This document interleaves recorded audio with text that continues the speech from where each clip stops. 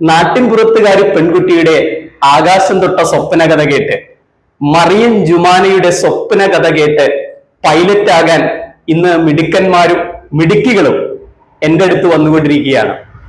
മാതാപിതാക്കളോടൊപ്പം വന്നിട്ട് അവർ പറയുകയാണ്, എനിക്ക് പൈലറ്റ് ആകണം സർ. അക്കാഡമിക് മെറിറ്റ് ഹൈ ആണ്, എന്നാൽ സാമ്പത്തികമായി പിന്നോക്ക അവസ്ഥയാണ്. ഇത് കേട്ട് മാതാപിതാക്കൾ സ്തബ്ധരായിരിക്കുകയാണ്. എങ്ങനെ പൈലറ്റ് ആക്കും സാർ? എനിക്ക് അതിനുള്ള പണമില്ല സാർ. അവരോട് പറയാനാണ്, അല്ലെങ്കിൽ അവർ കേൾക്കാനാണ് ഞാൻ ഈ വീഡിയോ ഇന്നിറക്കുന്നത്. എങ്ങനെ പൈലറ്റ് ആകാം? ഇന്ത്യയിലെ മികച്ച ഫ്ലൈയിങ് സ്കൂളുകളിൽ നിന്ന് ഹൈ സ്കോളർഷിപ്പോടെ, ഫുള്ളി ഫണ്ടഡ് സ്കോളർഷിപ്പോടെ എങ്ങനെ പൈലറ്റ് ആകാം എന്നാണ് ഞാൻ ഈ വീഡിയോയിലൂടെ ഇന്ന് നിങ്ങളോട് പറയുന്നത്. 7 തരത്തിൽ നിങ്ങൾക്ക് ഇന്ത്യയിലെ മികച്ച ഫ്ലൈയിങ് സ്കൂളുകളിൽ ഫുൾ സ്കോളർഷിപ്പോടെ പൈലറ്റ് ആകാൻ പഠിക്കാം, പൈലറ്റായി പുറത്തിറങ്ങാം. ആ 7 സ്കോളർഷിപ്പുകൾ ഏതൊക്കെയാണ്? ഒന്നാമത് government and defence sector scholarship. രണ്ടാമത്തത് directorate general of civil aviation government scholarships. മൂന്നാമത് സ്റ്റേറ്റ് ഗവൺമെന്റ് ഇനിഷ്യേറ്റീവ് സ്കോളർഷിപ്സ്.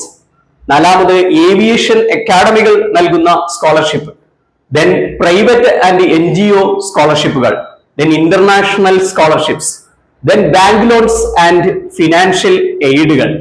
ഇങ്ങനെ 7 പ്രധാനപ്പെട്ട സഹായം സ്കോളർഷിപ്പുകളിലൂടെ നിങ്ങൾക്ക് ഇന്ത്യയിലെ മികച്ച ഫ്ലൈയിങ് സ്കൂളുകളിൽ നിന്ന് പൈലറ്റായി പുറത്തിറങ്ങാം. Government and defence sector scholarship 6 മാർഗത്തിലൂടെ ഈ സ്കോളർഷിപ്പ് നിങ്ങൾക്ക് നേടാം. ഇത് ഫുള്ളി ഫണ്ടഡ് പൈലറ്റ് ട്രെയിനിങ് ആണ്. +2 കഴിഞ്ഞ വിദ്യാർത്ഥികളുടെ NDA NA എക്സാം ക്വാളിഫൈ ചെയ്ത് ഈ സ്കോളർഷിപ്പ് നിങ്ങൾക്ക് നേടിയെടുക്കാം.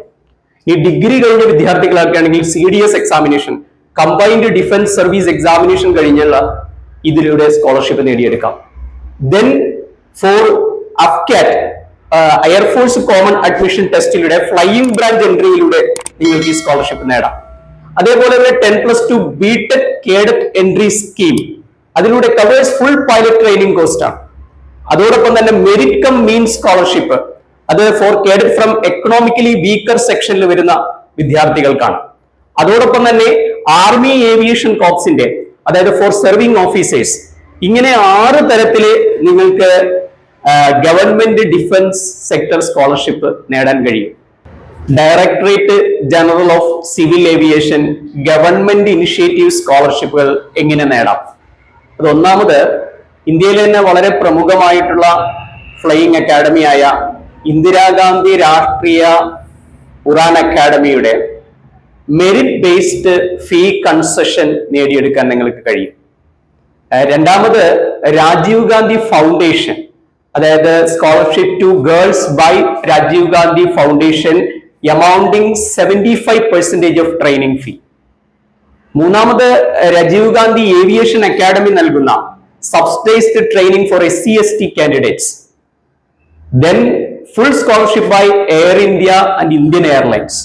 ഇങ്ങനെ 4 രീതിയിൽ നിങ്ങൾക്ക് ഡയറക്ടറേറ്റ് ജനറൽ ഓഫ് സിവിൽ ഏവിയേഷന്റെ സ്കോളർഷിപ്പുകൾ നേടിയെടുക്കാം. പ്രൈവറ്റ് ആൻഡ് NGO സ്കോളർഷിപ്പുകൾ എങ്ങനെ നേടാം? ഒന്നാമത്, Tata trust and JRD Tata scholarships ആണ്. Supports under privileged students in aviation, അതായത് partial and fully funded scholarship ആണിത്. ഇതിന്റെ എലിജിബിലിറ്റി എന്ന് പറയുന്നത് നിങ്ങളുടെ അക്കാഡമിക് മെറിറ്റ്, അതോടൊപ്പം തന്നെ നിങ്ങളുടെ ഫിനാൻഷ്യൽ നീഡ്. സാമ്പത്തികമായി പിന്നോക്കം നിൽക്കുന്നവർക്കായിട്ട് ജാർഡി ടാറ്റ ട്രസ്റ്റ് നൽകുന്ന സ്കോളർഷിപ്പ്. രണ്ടാമത്തത്, ലൈല പൂനാവാല ഫൗണ്ടേഷന്റെ സ്കോളർഷിപ്പ് ആണ്. അത് scholarship four woman pursuing aviation including CPL training. അപ്പോ സ്ത്രീകൾക്കായിട്ടുള്ള പ്രത്യേക സ്കോളർഷിപ്പ് ആണിത്. മൂന്നാമത്തത്, ഭാരത് യുവശക്തി ട്രസ്റ്റ് ആണ്. അത് ഓൺട്രപ്രൂണിയൽ പൈലറ്റ്സുകൾക്ക്, അതായത് പൈലറ്റ് രംഗത്ത് അല്ലെങ്കിൽ ഫ്ലൈയിങ് സ്കൂളുകൾ ആരംഭിക്കാൻ, ഫ്ലൈയിങ് മേഖലയിൽ ഒരു സംരംഭകത്വം തുടങ്ങുന്നവർക്കായിട്ടുള്ള സ്കോളർഷിപ്പ് ആണ്. ഇങ്ങനെ 3 തരത്തിൽ നിങ്ങൾക്ക് പ്രൈവറ്റ് NGO സ്കോളർഷിപ്പ് നേടാൻ കഴിയും.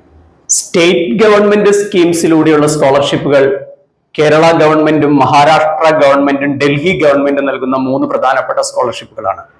ഒന്നാമത്തത് അംബേദ്കർ മേധവി ഛത്രാവൃതി യോജന, SC/ST സ്റ്റുഡൻസിന് വേണ്ടിയുള്ള സ്കോളർഷിപ്പാണ്. രണ്ടാമത്, ഏകലവ്യ സ്കോളർഷിപ്പ്, അത് ഫോർ ട്രൈബൽ സ്റ്റുഡൻസിനാണ്. ദെൻ മൂന്നാമത്തേത് ഡോക്ടർ അംബേദ്കർ മെരിറ്റോറിയസ് സ്കോളർഷിപ്പ്. അത് എക്കണോമിക്കലി വീക്കർ സെക്ഷൻ ആയിട്ടുള്ള വിദ്യാർത്ഥികൾക്ക് വേണ്ടിയുള്ള സ്കോളർഷിപ്പ് ആണ്. ഇങ്ങനെ 3 തരത്തിൽ സ്റ്റേറ്റ് ഗവൺമെന്റ് ഇനിഷ്യേറ്റീവ്സ് ഉണ്ട്. ഓക്കെ, ഏവിയേഷൻ അക്കാഡമി നൽകുന്ന 3 പ്രധാനപ്പെട്ട സ്കോളർഷിപ്പുകളാണ്. അതിൽ ഒന്നാമത്തത് ഇന്ത്യയിലെ തന്നെ ഏറ്റവും പഴയ ഫ്ലൈയിങ് ക്ലബായ ബോംബെ ഫ്ലൈയിങ് ക്ലബ്ബ് നൽകുന്ന മെറിറ്റ് ബേസ്ഡ് സ്കോളർഷിപ്പ് ആണ്. രണ്ടാമത് NFTI national flying training institute Maharashtra partnership with banks for low interest ലോൺസുകൾ നൽകുന്നു. മൂന്നാമത്തത് CAE ഓക്സ്ഫോർഡ് ഏവിയേഷൻ അക്കാഡമി നൽകുന്ന കോർപ്പറേറ്റ് സ്പോൺസേഡ് സ്കോളർഷിപ്പ് ആണ്. ഇങ്ങനെ 3 പ്രധാനപ്പെട്ട ഏവിയേഷൻ അക്കാഡമി സ്കോളർഷിപ്പുകൾ ഉണ്ട്. ഇന്റർനാഷണൽ സ്കോളർഷിപ്പുകൾ 2 പ്രധാനപ്പെട്ട ഇന്റർനാഷണൽ സ്കോളർഷിപ്പുകൾ ഉണ്ട്. അതിൽ ഒന്ന് ഇറാസ്മസ് മുണ്ടസ് സ്കോളർഷിപ്പ് ആണ് for Indian students training abroad. രണ്ടാമത്തത് ഫുൾ ബ്രൈറ്റ് നെഹ്റു ഫെലോഷിപ്പ് ആണ് ഫോർ അഡ്വാൻസ്ഡ് ഏവിയേഷൻ സ്റ്റഡീസ്. ഇങ്ങനെ 2 പ്രധാനപ്പെട്ട ഇന്റർനാഷണൽ സ്കോളർഷിപ്പുകളുണ്ട്. ഇനി പൈലറ്റ് ട്രെയിനിങ്ങിന് നിങ്ങൾക്ക് കിട്ടുന്ന bank ലോൺസുകളും financial എയ്ഡുകളുമാണ്.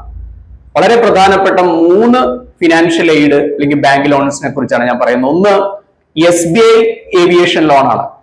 Up to 50 lakhs at subsidised rate. 50 ലക്ഷം വരെ നിങ്ങൾക്ക് ലോൺ ലഭ്യമാണ്. രണ്ടാമത്തത് HDFC Credila education loans for pilot training, HDFCയുടെ ബാങ്ക് ലോൺ. ദെൻ നെക്സ്റ്റ് വളരെ പ്രധാനപ്പെട്ടത് പഞ്ചാബ് നാഷണൽ ബാങ്കിന്റെ ഉഡാൻ സ്കീം, അതായത് കൊളാട്രൽ ഫ്രീ ലോൺ ആണ്. ഇങ്ങനെ 3 പ്രധാനപ്പെട്ട ബാങ്ക് ലോണുകളും നിങ്ങൾക്ക് പൈലറ്റ് ട്രെയിനിങ്ങിന് ലഭ്യമാണ്. അതുകൊണ്ട് പൈലറ്റ് ആവുക എന്നുള്ളത് നിങ്ങളുടെ സ്വപ്നം മാത്രമായി ഒതുക്കാതെ അതിന് നിങ്ങൾക്കൊരു അഭിരുചിയുണ്ട്, താല്പര്യമുണ്ട്, നിങ്ങളുടെ കഴിവുകൾ അതിനൊത്തതാണെങ്കിൽ നിങ്ങൾക്ക് പൈലറ്റ് എന്ന സ്വപ്നം നേടിയെടുക്കാൻ വളരെയധികം സാധ്യതയാണ് മുന്നിലുള്ളത്. ഈ വീഡിയോ നിങ്ങൾ കാണുക, കൂടുതൽ അറിയാൻ സ്ക്രീനിൽ കാണുന്ന നമ്പറിൽ വിളിക്കുക. വീണ്ടും നമുക്ക് കാണാം. All the best.